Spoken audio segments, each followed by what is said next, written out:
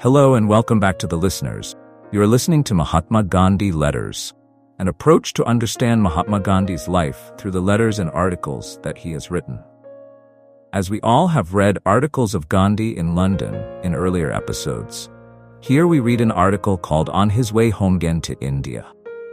In this article by Gandhi, we can observe how many places that he saw for the first time when he was traveling to London 3 years back has now looked different when he is returning after studies in London. It was on the 12th June 1891 that I left for Bombay after 3 years of stay in England. A beautiful day it was. The sun shone brilliantly. No overcoat was needed to keep off the cold breezes. It was at 11:45 that an express train carrying the passengers left the Liverpool Street Station for the docks. I could not make myself believe that I was going to India until I stepped into the steamship Oceana, P&O Company. So much attached was I to London and its environments. Who would not be? London, with its teaching institutions, public galleries, museums, theaters, vast commerce, public parks, and vegetarian restaurants, is a fit place for a student and a traveler, a trader and a faddist, as a vegetarian would be called by his opponents. Thus, it was not without deep regret that I left dear London. At the same time, I was glad because I was to see my friends and relations in India after such a long time. Oceana is an Australian steamer, one of the largest boats of the company. She weighs 6,188 tons and her horsepower is 1,200. When we stepped into this vast floating island, we were treated to a good refreshing tea, to which all, passengers and friends alike, did justice. I must not omit to say, the tea was served gratis. At this time, a stranger would have taken them all for passengers, and they were a goodly number, from the ease with which they were taking their tea. But when the bell rang to inform the friends of the passengers that the ship was going to weigh anchor, the number appreciably melted away. There was much cheering and waving of handkerchiefs when the ship steamed off the harbor. It may be well here to contrast the Oceana with the Assam into which the Bombay-bound passengers had to transship at Aden. There were English waiters on the Oceana, always neat, clean, and obliging. On the other hand, there were Portuguese waiters on board the Assam who murdered the Queen's English, and who were always the reverse of clean and also sulky and slow. There was, moreover, a difference of quality in the food supplied in the two steamers. This was evident from the way in which the passengers were grumbling in the Assam. Nor was this all. The accommodation in the Oceana far outdid that in the Assam. This, however, the company could not help. They could not throw away the latter, as the former was better. How did the vegetarians manage in the ship? This would be an apt question. Well, there were only 2 vegetarians, including myself. Both of us were prepared, in case we did not get anything better, to manage with boiled potatoes, cabbage, and butter. But we had no reason to go to that extreme. The obliging steward gave us some vegetable curry, rice, stewed and fresh fruit from the first saloon, and last but not least, brown bread. So we had all we wanted. Undoubtedly, they are very liberal in giving good and sufficient food to the passengers. Only they go too far. So at least it seems to me. It would not be amiss to describe what the second saloon menus contained, and how many meals the passengers had. To begin with, the first thing in the morning, an average passenger would have a cup or 2 of tea and a few biscuits. At 8:30 a.m., the breakfast bell would bring down the passengers to the dining room. They were punctual to the minute at their meals, at any rate.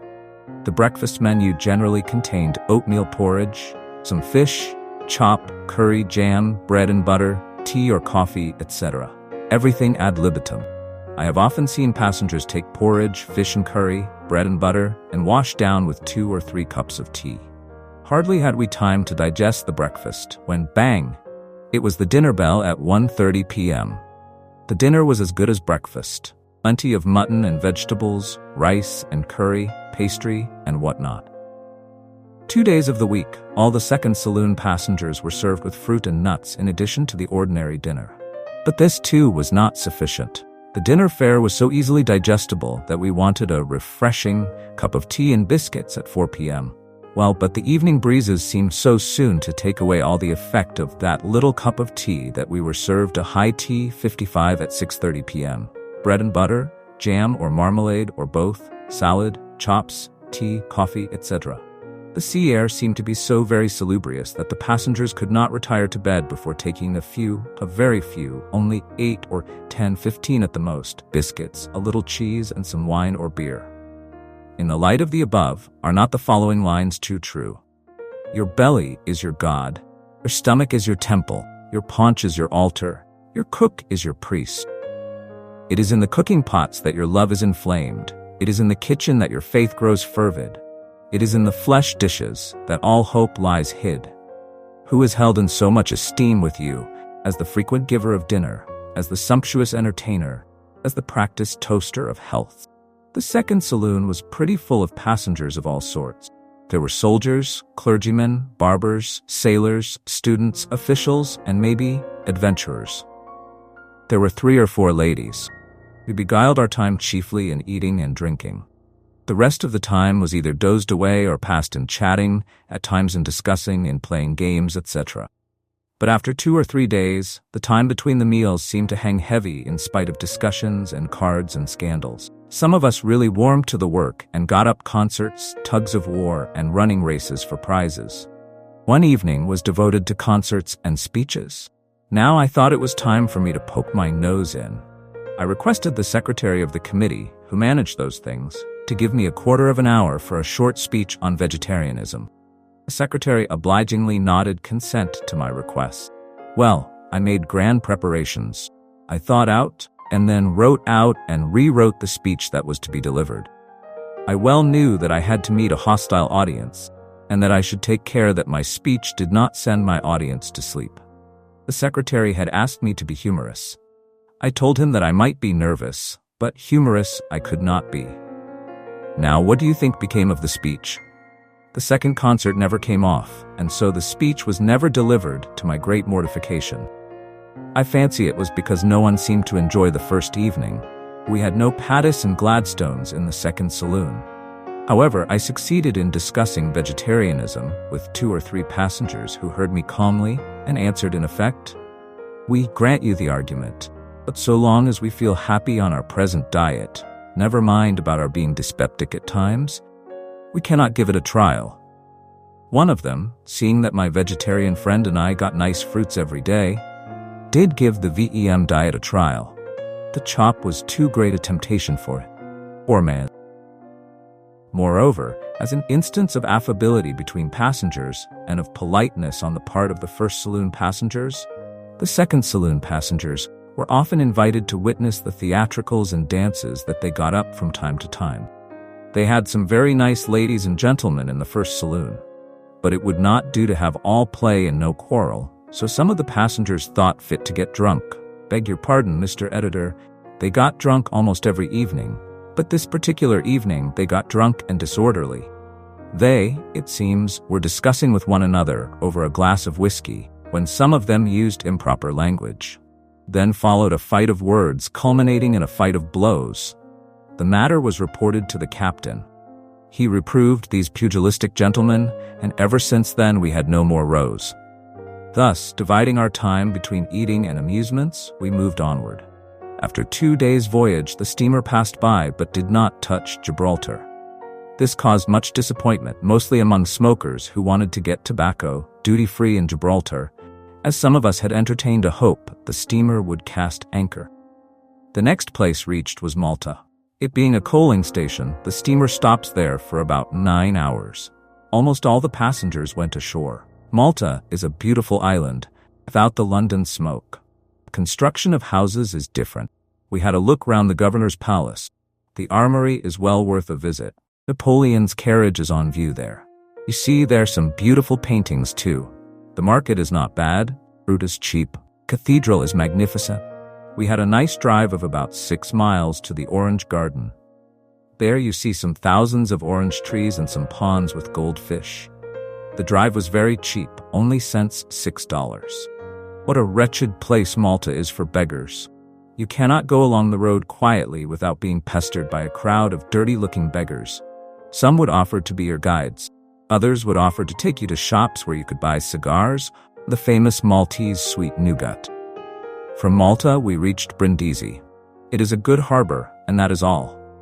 You cannot pass a single day in amusement. We had about 9 hours or more at our disposal, but we could not utilize even 4. After Brindisi, we reached Port Said. There we took final leave of Europe and the Mediterranean. Of course, there is nothing to be seen in Port Said unless you want to see the dregs of society. It is full of rogues and rascals. This is evidently a reference to a section of the residents. From Port Said, the steamer moves along very slowly, for we enter the Suez Canal of M. de Lesseps. It is a distance of 87 miles. The steamer took nearly 24 hours to travel that distance. We were close to the land on both sides. The strip of water is so narrow that 2 steamers cannot go abreast except at certain places. At night, the sight is charming. All the ships are required to light electric lights in front, and these are very powerful. The scene when 2 pass one another is very pleasant. The electric light you get from the opposite ship is simply dazzling. We passed the Ganges. We raised 3 cheers for her, which were heartily returned by the passengers on board the Ganges. The town Suez is at the other end of the canal. The steamer hardly stops there for half an hour. Now we entered the Red Sea. It was a 3 days voyage, but it was most trying. It was unbearably hot. Not only was it impossible to remain inside the steamer, but it was too hot even on the deck.